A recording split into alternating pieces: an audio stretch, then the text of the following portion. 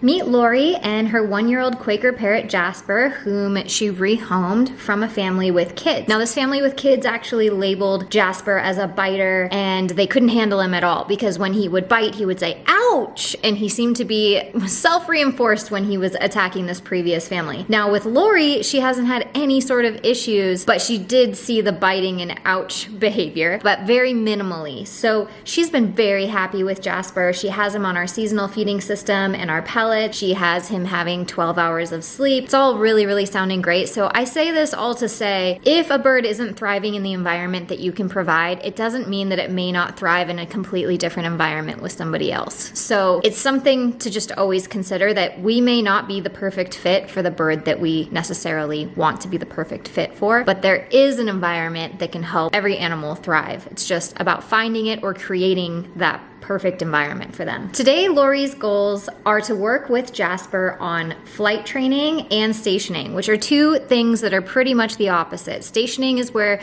you ask an animal to stay at a place for an increased amount of time, and flight recall is where you ask the bird to actually fly to you on command. So those are two completely different behaviors, and we're gonna see how we can work on them today and what that sort of looks like. Jasper already knows how to target, how to spin. He's crate trained. He does target flights, which means Laurie can simply tap the target somewhere and he will fly there. He doesn't do recall because he just flies to her instantly, so she doesn't have any sort of recall, but it does look like she does. So I'm gonna have you watch this clip and see, but make sure to pay close attention because Jasper is actually already going to fly to her, whether she calls him or not. There's a certain distance at which he becomes uncomfortable with her being that far away that makes him have to fly to be with her. So let's see if you can spot it. Jasper! Good boy. Yeah, because as soon as like, Jasper! He didn't let me get far. Reward over here. Okay, so the next one, rather than coming around and setting him this way, I want you to turn your hand, lure him on like that. So go ahead and take a step back while he's still eating, and pause the, oh, so don't treat, don't quit. Let's reset him real quick. And no treat for going back yet. Oh, no treat. Yeah, I listened real well. Okay, About the time I give it to him. So reset yourself, pause there. And then when he looks, yeah, okay. All right, and then go ahead and treat him for going back down. So what we're starting to do is condition him that the treats come from here. Okay. So he's going to be less likely to make the effort to come to you because he knows the treats get delivered here. Call him when he looks like he's ready to fly to you. There we go. Jasper! Awesome job reading his body language. Jasper! Jasper! I feel like he's coming in. Well, Why don't you go stand see by it? her? I have this angle if you want to stand by her. Yeah. So don't quit. okay. Told So ya. go reset, no treat. Hold on. So reset that way and then run. Come on, buddy. Okay, you ready? Yes. Jasper! Nice. So you can see here we've built some distance with Jasper. He's finally letting Laurie get pretty far back and we're really excited. He's also learning the benefits of waiting to be cued versus just going on his own and not getting a treat. He's learning the difference between I get cued and I get a treat. So this little exercise, we're not really focused too much on the distance you're making him recall. Okay. So you can go just as far as his chair if you want. Okay. No click. Good job. No treat for resetting. One of the interesting things that happened in that session was Jasper dialed in on me and seemed to want to fly to me. So I was moving around the room, which is why you kept getting different angles of video. I was trying to figure out where I was the most helpful or the least distracting. Jasper! Nice. And you can treat him on the perch or in your hand, either way. Well, I'm already hit it this way. So now let's establish that you treat him on the perch, since that was that rep. That was, okay. And that's totally fine. One of the reasons that we may tell people to treat the bird only on the perch, which is technically two behaviors, right? You're recalling the bird to you, the bird flies to you, that's the first behavior. The second behavior is stepping off of you back onto the tree stand that it flew from. So technically we're doing FR2 here, you're getting two behaviors for one reward. The reason that we may ask people to do this is for extra clingy birds. If you have a bird that just does not want to step off of you, teaching it to fly to you and that all the treats come from you make it very unlikely that bird is ever going to want to leave you, because now 100% of the reinforcement is coming from you.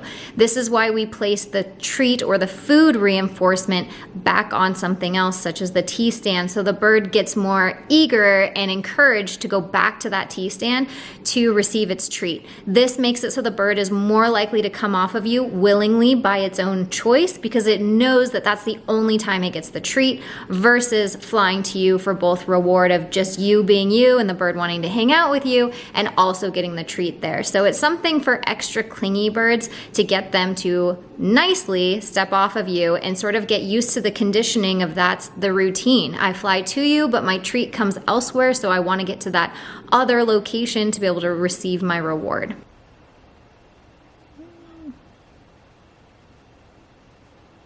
Good job reading his body language. He clearly would not respond if you called right there.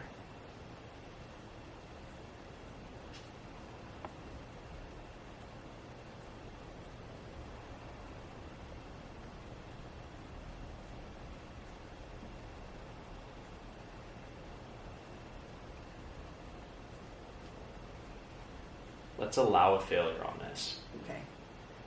Jasper! Oh, that's not allowing that's not a Hold on. failure. So what I mean is if he let him fly to you without you calling on this next one.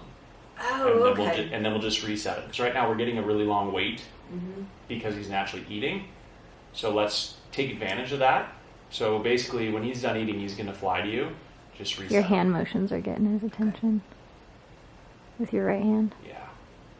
So I know you always hear about us talking about setting your bird up for success, so why would we intentionally allow a bird to fail? And that is to understand the difference between I cue you, you come, you get a reward, and I don't cue you, you come anyway, you do not get a reward. The bird needs to understand the difference in order for your cue to have any sort of power. If you just reward your bird whether you cue or not, the bird's going to learn to do that behavior whenever it wants versus when it is cued. So that is why we allow failure sometimes, is to just differentiate the difference between giving a cue and getting a reward and being on bird time. He does want to get you. Jasper! So what we're running into again is for some reason Jasper is just all eyes and attention on me again. He really wants to fly to me. So Dave just simply stepped a little closer to get his attention and to refocus him in on Laurie. But we aren't sure why Jasper wants to fly to me so badly, but Laurie has said he's quite social. Jasper! Nice. Cool. So let's give him a treat and let him hang out there for a second. And then after this, we'll put him back in the cage and kind of debrief. Good job, buddy. Good job, good job. No?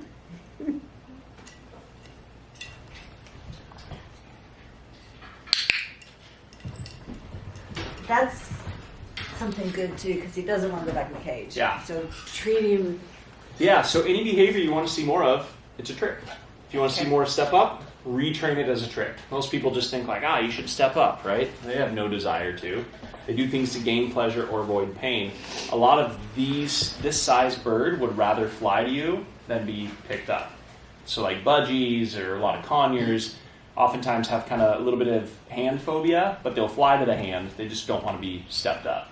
And that step up at the very end, it looked like you kind of like pushed onto him because you were expecting him to do it without hesitation, but he hesitated. So in that moment, a better way to handle it would have been, I have a treat. Now, will you step up? Versus, I expect you to do it. You always are really good at it.